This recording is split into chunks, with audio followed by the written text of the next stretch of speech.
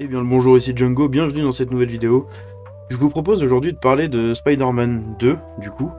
On a un article qui nous cite 10 nouveaux détails de la bande-annonce de gameplay. Et je trouve que c'est assez intéressant, en fait, de se pencher dessus pour voir à peu près ce qu'ils ont changé. Parce que pour moi, c'est mon avis personnel, ce Spider-Man-là a l'air d'être un bon Spider-Man 1.5, en fait, et pas vraiment un 2.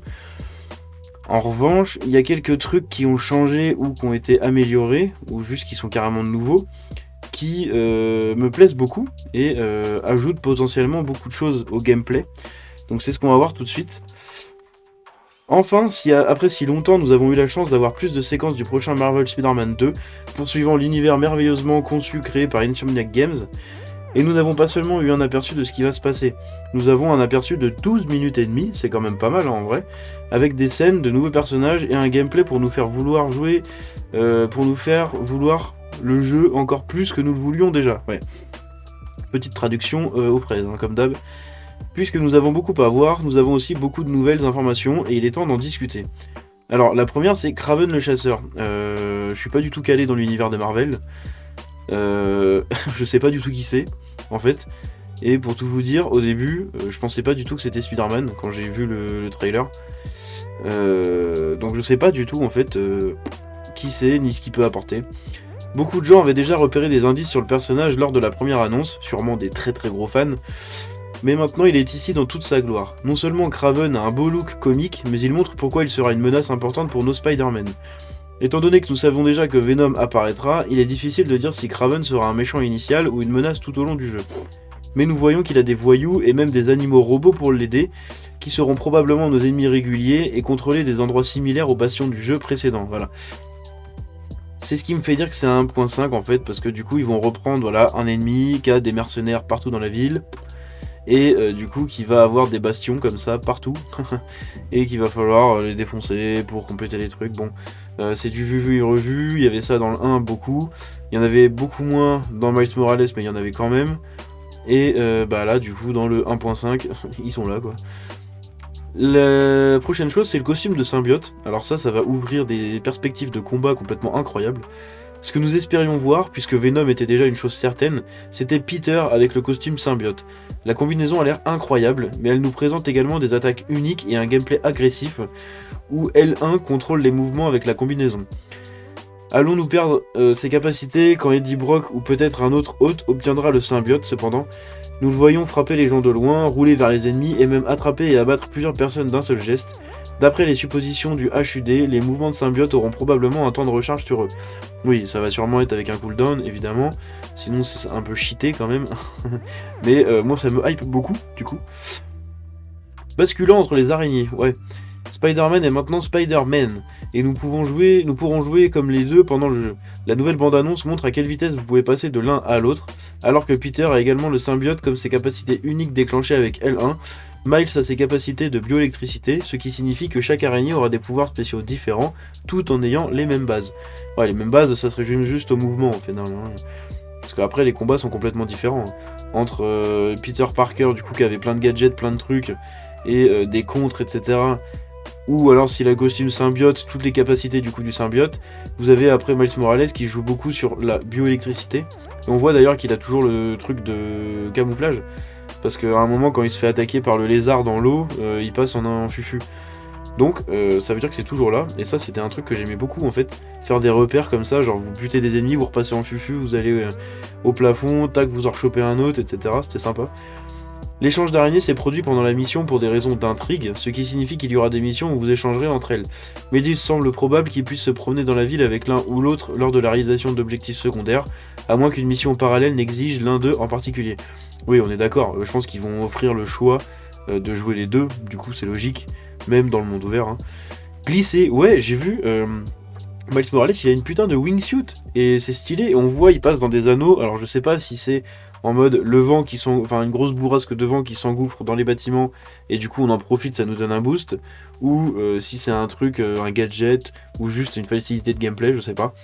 Traverser New York était déjà incroyable, mais ça s'est juste amélioré. En dehors de ce à quoi nous nous attendions déjà, nous avons vu Miles utiliser ses toiles pour se propulser dans les airs avec vitesse comme une fronde. ce qui est excellent. Et oui, moi je trouve que, comme je l'ai déjà dit dans ma vidéo précédente, l'effet de vitesse a l'air complètement fou, en fait. Il a l'air beaucoup mieux que dans les deux autres, du coup. Pourtant, nous avons également vu les deux Spider-Man utiliser les ailes de costume présentées dans les bandes dessinées et même dans les films plus récents. Alors, j'ai pas vu les films, hein. Moi ça s'est arrêté au Amazing Spider-Man 2 avec Electro. J'ai pas vu les récents, en fait, ça m'a saoulé.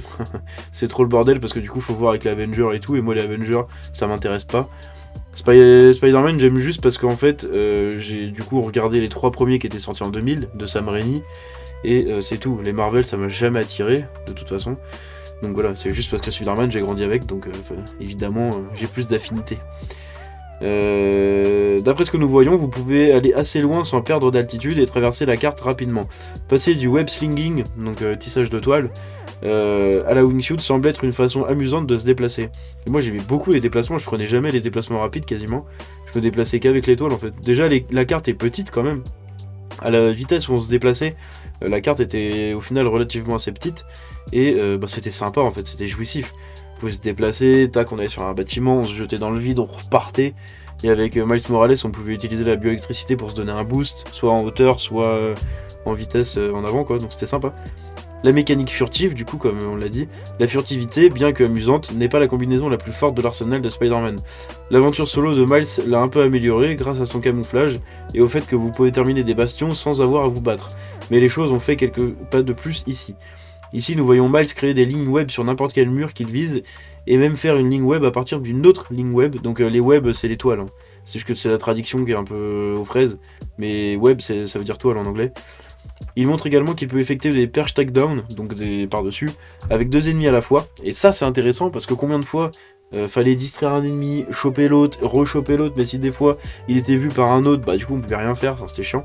Et là au moins si vous pouvez choper les deux, et puis c'est stylé quoi, comment c'est fait, j'aime bien. De sorte que nous n'aurons plus à attendre qu'ils soient plus éloignés les uns des autres. Mais ce truc là par contre de créer des toiles où vous voulez, je sais pas combien, par exemple vous en créez 5 et au bout de la 6ème la première disparaît par exemple, je pense qu'ils vont faire un truc comme ça. Mais ça ouvre beaucoup de possibilités pareil au niveau du gameplay. Ça va permettre d'avoir un peu plus de liberté dans les phases d'infiltration, c'est sympa.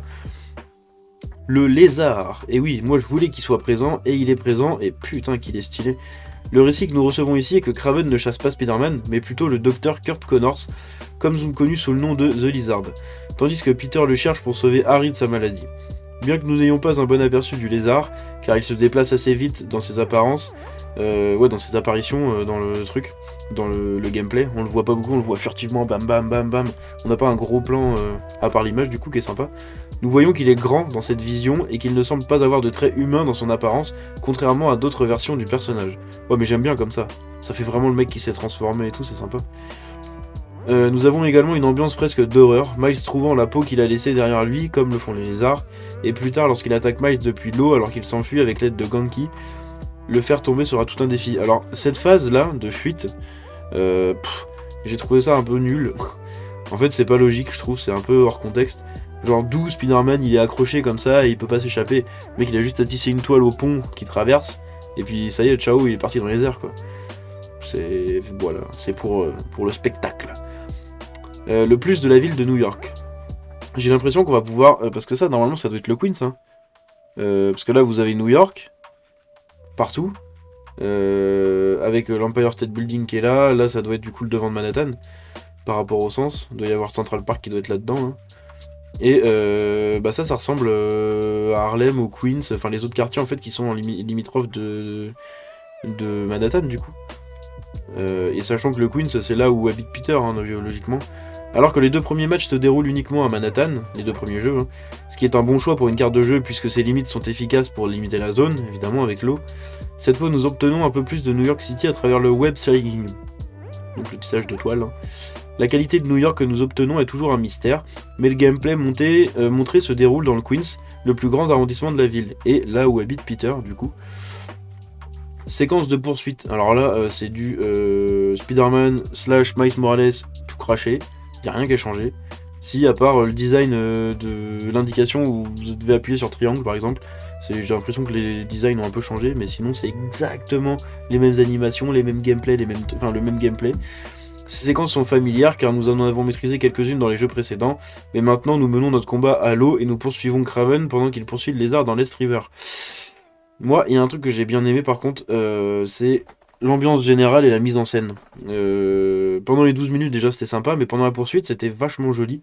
C'était déjà merci la PS5 qui permet d'avoir un peu de ray tracing et tout, j'ai l'impression dans l'eau. Ou si c'est pas du ray tracing, en tout cas c'est des très très beaux reflets.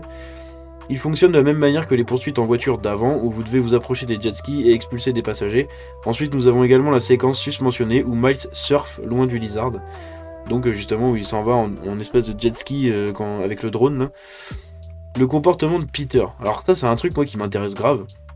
J'avais bien aimé dans Spider-Man 3 quand on le voyait qu'il devenait vraiment un connard quoi. Mais c'était incroyable. Je crois que c'est mon moment préféré de ce film là quoi. Il a beaucoup de défauts le 3 hein. Le 2 c'est le parfait, c'est le Spider-Man parfait je trouve. Mais le 3 il a beaucoup de défauts mais en soi cette phase là où il est complètement bouffé par le symbiote c'est incroyable. Pour ceux qui connaissent bien le costume, le symbiote fait plus que donner un coup de pouce à Peter. Tout au long du jeu, Peter ne casse aucune de ses blagues de signature. Au lieu de cela, il attaque férocement ses adversaires, les menace et agit de manière arrogante et menaçante. Donc ça c'est le symbiote qui fait ça. Jameson aura certainement quelque chose à dire à ce sujet, j'avoue. Miles remarque ce comportement mais ne comprend pas pourquoi, ce qui nous fait croire que ce n'est pas si loin dans le jeu. Il y a même une réaction assez amusante de Miles qui voit Peter sauver un civil et le jeter de côté pour continuer à se battre. C'est vrai. je crois que je l'ai vu parce que je viens d'avoir un truc en mode mais non je l'ai pas vu ça. Mais si je crois que ça me dit quelque chose. Mais ouais on voit à la fin du coup de la séquence de gameplay où Miles il comprend pas trop du coup ce qui se passe avec Peter. Et je pense que c'est pareil, que ça doit être à peu près vers le début du jeu, ou le milieu je pense, plutôt le milieu. Parce qu'à mon avis le début du jeu on va les retrouver tous les deux, et puis après il y aura le symbiote, et après du coup il y aura la fin. Donc je pense que ça doit être le milieu. Des easter eggs de personnages. On voit ouais du coup il y a toutes les cartes avec tous les personnages. J'en ai reconnu quelques-uns là-dedans. Nous avons aucune idée si ces personnages apparaîtront ou s'ils ne sont que des easter eggs. Pourtant, lorsque l'un des voyous de Kraven suggère un nouveau terrain de chasse, nous voyons Kraven analyser une carte de New York avec des proies potentielles et pas mal de personnages apparaissent. Mis à part Spider-Man et Lizard, nous voyons Black Cat, Prowler, donc le rôdeur là, Vress, du coup Spectre, mais je sais pas qui c'est, qui est en fait Yuri Watanabe en tant que justicier, du moins dans les bandes dessinées. On voit Tombstone, putain encore lui, Docteur Octopus, Electro, Kingpin et Taskmaster. Ouais, on en a beaucoup vu quand même, parce que Black Cat c'était dans le DLC il me semble. Donc voilà, mais en gros, voilà, c'est tout ce que j'avais pour l'article. Moi je suis quand même grave hypé pour ce jeu là. J'attends vraiment de voir la date de sortie. Normalement il est censé sortir début septembre, donc on verra ce qui nous réserve. On aura sûrement d'autres infos qui vont arriver comme ça au fur et à mesure. En tout cas c'était quand même un bon trailer bien généreux. Merci à eux parce que quand on voit le reste de la conférence, bon, c'était pas ouf. À part 2-3 trucs, voilà, c'est tout. Mais franchement, c'est très très généreux, c'est cool de leur part du coup. Et puis c'était une bonne séquence. Des fois c'est rare, des fois il y a des séquences de merde. Là c'était vraiment une bonne séquence, c'était vachement sympa. Enfin voilà, c'est tout ce que j'avais pour aujourd'hui. J'en perds mes mots. J'espère que la vidéo vous a plu. Si c'est le cas, vous pouvez la liker, la partager et vous abonner en activant la cloche, c'est mieux, ding dong. Vous pouvez me suivre sur Twitter, tous les liens sont dans la description. Je vous dis à la prochaine, c'était Django. Ciao.